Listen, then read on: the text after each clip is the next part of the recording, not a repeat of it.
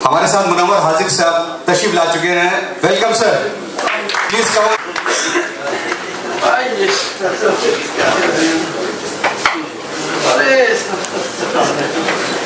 बहुत बुजुर्ग लोग आ गए अब।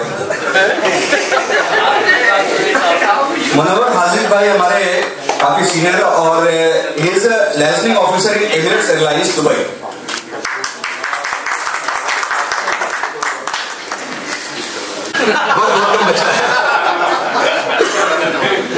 मेरे ख्याल से ये मिंटो सर्किल वालों की एक खासियत है कि वो छोड़ते किसी को नहीं है। ये उसकी। Please welcome you to join us. और एयरपोर्ट से सीधा आ रहा हूँ। आप सबको मेरा अस्सलाम वालेकुम। और मेरा भी ताल्लुक मिंटो सर्किल से रहा है, पहली से लेके और 10वीं तक। और जो भी कुछ दिया बेसिकली स्कूल से ही शुरुआत हुई। तो जो भी आज है, आप हो या मैं हूँ या कोई भी हो, तो ये सब अलीगढ़ की देन है, मिंटो सर्किल की, क्योंकि हम लोग सारे मिंटो सर्किल के हैं तो उसकी देन है। और उसके बाद वहाँ के काफ़ी वाक़यात भी हैं, सच्चे और झूठे भी हैं, लेकिन ये कि सब अपने बैठे तो हकीकत बताने में कोई प्रॉब्लम है नहीं, क्योंकि सभी उससे गुजरे होंगे। तो इस स्टेज पे आके ये कहना कि मैं बहुत पढ़ा लिखा और पढ़ा हूँ तो बिल्कुल नहीं था। अलावा पढ़ाई की हर चीज़ का शौक था। और उसमें भी ये कि वो एक अब्बा जी हुआ करते थे, आप सबको याद ही होगा, वो फेवरेट रहे क्योंकि वो कुछ करना ही नहीं था और लेकिन ये कि भारत बड़ा अच्छा वक्त गुजरा। और उसके बाद मैंने अलीगढ़ से MA किया इकोनॉमिक्स में। उसके बाद लॉ में भी मैंने ज्वाइन किया, लेकिन फिर then I got an opportunity airline, तो मैंने एयरलाइन ज्वाइन की। मैंने गल्फ एयर में काम किया काफ़ी सालों, करीब 10-12 साल। I was with gulf air looking after gulf air affairs in India. उसके बाद मैंने जेट एयरवेज एयरलाइन हुआ करती थी, अब बंद हो गई, उसको शुरू करवाया। वापस फिर मैं गल्फ एयर में आया और उसके बाद मैंने एमिरेट्स ज्वाइन की। पिछले 17 साल से एमिरेट्स में हूँ। अल्हम्दुलिल्लाह रिटायर हो गया हूँ, लेकिन अब वो ये है कि कम्बल मुझे नहीं छोड़ रहा तो मैं क्या करूँ। तो मैंने बहरहाल कई बार ये हुआ कि सोचा छोड़ूं, लेकिन मेरे सारे जो बॉसेज हैं वो दुबई बैठते हैं, मैं यहाँ इंडिया के operations, I am looking after operations in India for Emirates. तो वो अरबी छोड़ते ही नहीं है इमाराती, वो कहते नहीं अभी आप चलते रहिए। तो मैं सोचता हूँ जब तक अब तुम्हें ही बेवकूफ़ बनने हो और पता है बनने हो तो बनते रहो। मैं उसमें कुछ नहीं कर सकता। लेकिन ये है कि हाँ, पढ़ाई में तो हम भाई नहीं थे ज़्यादा, लेकिन अलीगढ़ ने सिखाया बहुत। आपकी जो अलीगढ़ की स्किल है ना, वो मैं उनमें से नहीं था कि बहुत अच्छा स्टूडेंट रहा हूँ 95 और 40 50 मतलब 60 और, लेकिन ये कि अलीगढ़ ने अदर बाकी की जो चीज़ें उसने बड़ा सिखाया और उसी की वजह से मैं यहाँ तक पहुँचा।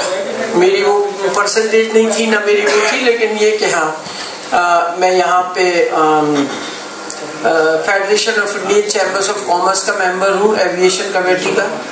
मैं इस्लामिक कल्चरल सेंटर का लाइफ मेंबर हूँ और मैं पिछले 7 टर्म से यूनिवर्सिटी बोर्ड का भी मेंबर हूँ। ये मेरा 7वां टर्म चल रहा है, मेरी एक्सटेंशन की भी 7वीं टर्म चल रही है। लेकिन ये कि बात एक्सटेंशन की नहीं है, बात ये है कि कंपनी ने आपको इतना वो माना और आपके काम को सराहा। जाहिर पैसे तो मिल ही रहे हैं, ऑफ कोर्स वो अलग है, लेकिन उससे ज्यादा ये कि आप company realise that you are so important for them and you are doing wonderful for them, things are managing for them. तो वो जो इज्जत मिलती है वो एक्सटेंशन की वजह, ये पैसे या वो नहीं है, लेकिन आपको एक्सटेंशन मिलना एक आपको एहसास होता है कि भाई हाँ, कंपनी मुझे कुछ समझ रही है, मैं कुछ कर रहा हूँ। और अलीगढ़ में मैं बहुत अच्छा वक्त गुजरा। अलीगढ़ में यूनियन का I was the vice president also of the union, लेकिन बस वो है कि सैयद हामिद के जमाने में तो बड़े बेआबरू होकर तेरे पूछे से हम निकले, तो हमें भी निकाला गया, तो हम भी निकल गए। और वाकया वो सुनाता चलूं, आप सुनिएगा। इलेक्शन था मेरे साथ फुरकान जो है, जो चेयरमैन भी थे अभी अलीगढ़ में, फुरकान मेयर थे अलीगढ़ के, वो मेरे सदर थे, मैं उनका नायब सदर था।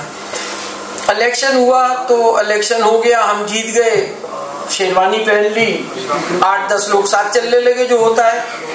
हम भी बड़े खुश थे। हफ्ता 10 दिन बाद या 15 दिन बाद हामिद साहब का फोन आया मुझे, जाफरी साहब हुआ करते थे अगर आपको याद हो, उनके OSD, उनका फोन आया कि आपको साहब ने याद किया है। अच्छा, हम जो थे उस वक्त तो अलग ही हवा होती है ना, आपने शेरवानी पहन ली, वाइस प्रेसिडेंट अलीगढ़ यूनिवर्सिटी, ओ पूछिए मत, हम समझो कोई अहम मसले पे गुफ्तगू कर लगे। मैंने कहा चलो भाई चलो, 4 लोगों को बता के गए कि आज वाइस आधे लोगों को तो दाल फ्राई खिलाई और समोसे खिलाए VC ने बुलाया है, तो हम भी बड़े खुश साहब चले गए VC के। अब जब हम पहुंचे उनकी कोठी पे तो बैठे थे, वो कमरा है कोने में, अगर आप लोग कभी गए हो, खैर बहरहाल। तो मुझसे बोले कैसे हैं हजरत आप? मैंने कहा जी अल्लाह का शुक्र है। पढ़ाई कैसी चल रही है? मैंने कहा अरे साहब बिल्कुल सही चल रही है। मैंने कहा पढ़ाई अपनी जगह है, ये सब बातें अपनी जगह है।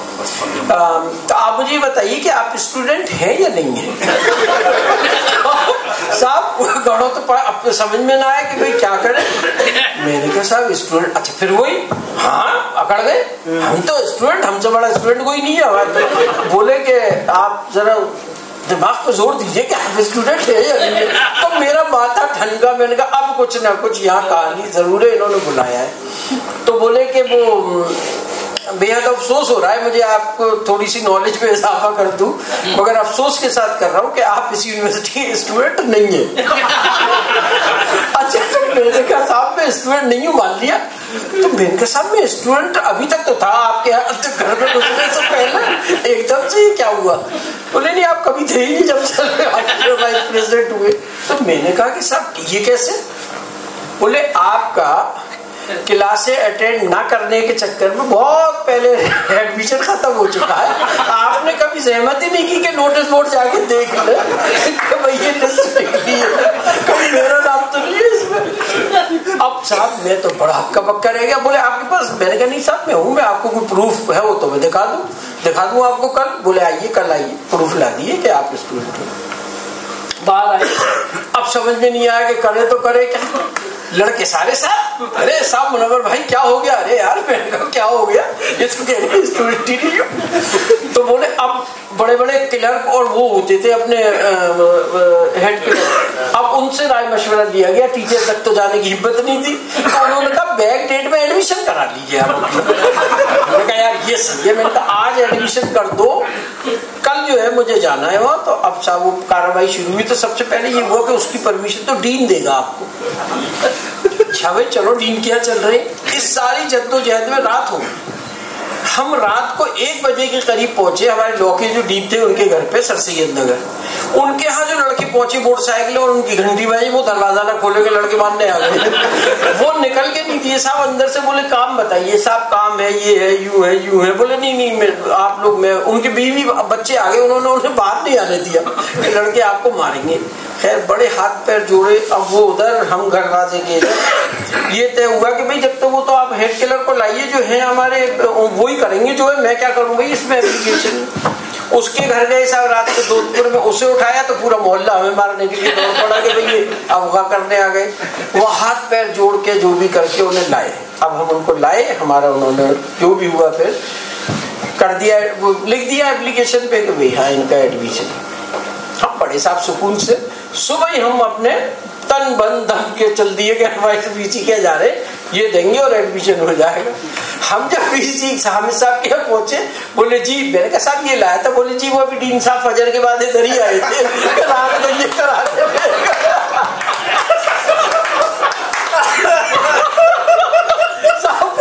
अच्छा हामिद साहब का आपको पता ही है वो बहुत खतरनाक से आदमी, तो वो फजर पड़ते ही पहुंच गए। डीन साहब किया कि साहब मुझे माफ करना, ये करा के ले गए। वो उसके बाद तो क्या होना था अलावा इसके कि मैंने उनके कहा साहब भारत, मैंने कहा अब मेरी भी 2 बातें सुन लीजिए। तो वो यूं बैठते थे, अगर आप लोगों को याद हो, यूं करके वो यूं। तो मैंने कहा साहब मैं सियासत में नहीं हूँ, मुझे कोई शौक नहीं है। सब लड़कों ने कहा हो गया जीत गए, मगर मैंने कहा एक बात बताइए, जब मैंने फॉर्म भरा तो मेरे फॉर्म की स्क्रूटनी हुई थी या नहीं?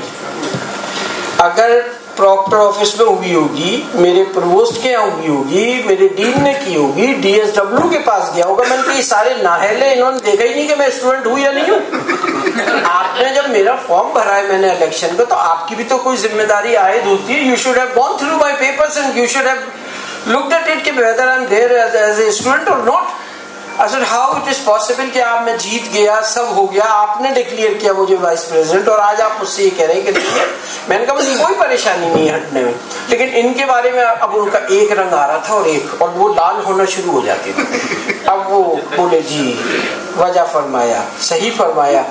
मैंने कहा बहरहाल आप अगर देखें तो कुछ असतज़ा पे भी जरा सी नजर डाल लीजिए कि ये क्या कर रहे हैं। इनका ये फर्ज नहीं बनता था कि इन्होंने मेरे वालिदैन को ये बताना जरूरी नहीं समझा कि आपके साहबजादे को यूनिवर्सिटी से निकाल दिया गया है क्योंकि ये पढ़ नहीं है। अच्छा, वो लॉ में एडमिशन इसलिए लिया जाता था क्योंकि बेटा कि भाई स्टूडेंट हो, स्टूडेंट बने रहो, पढ़ाई लिखाई कोई नौकरी चाकरी कुछ नहीं, भाई यहाँ के स्टूडेंट बने रहिए आप। तो बस पुराने में यही होता था कि भाई एडमिशन ले लो। अब नहीं गए क्लास 2 सेकंड ईयर था मेरा लॉ का। तो खैर वो बहरहाल ये इस तरीके से साहब वो हमारा ये हुआ और बड़ी खुशअस्लूबी से निकाले गए। उन्होंने लेक्चर दिया मुझे, खैर उसका फिर एंड ये हुआ that he gave me a long lecture and he said that why are you wasting your time here, you just go and do something there. मेरे वालिद वहाँ प्रोफेसर थे, उन्होंने उनका हवाला दिया।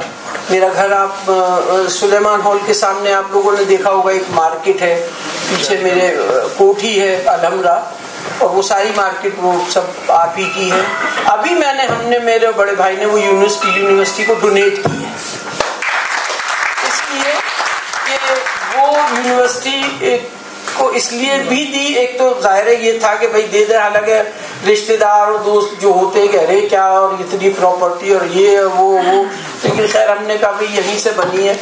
मैं जाता नहीं हूँ, मेरे बच्चे जाते नहीं है, माशाल्लाह घर वर सब है, एक 2 घर हैं, तो इसलिए उसमें और फिर ऑनेस्टली उसमें आप वाइट वॉश भी आज की तारीख में नहीं करा सकते। $1.5 चाहिए।